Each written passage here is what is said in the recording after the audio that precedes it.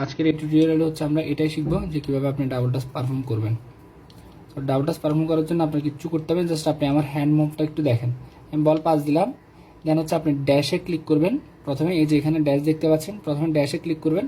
আমি যেহেতু হচ্ছে ওই পাশে হচ্ছে আপনার কি ডাবল টাচ দিব, তাহলে আমি জাস্ট আমার লেফট হ্যান্ডের যে জয়স্টিক যেখানে আছে আর কি, ওটা আমি উপরের দিকে নিয়ে যাব।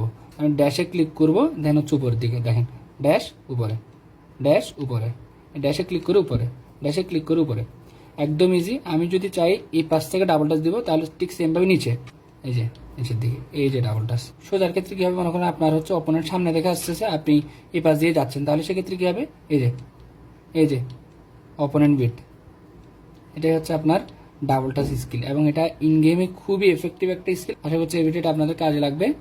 সো যাদের স্কিল শিখতে খুবই আগ্রহী, আপনার বন্ধু বা হচ্ছে যারা ফুটবল খেলে, তাদের কাছে এই ভিডিওটি শেয়ার করে দিবেন।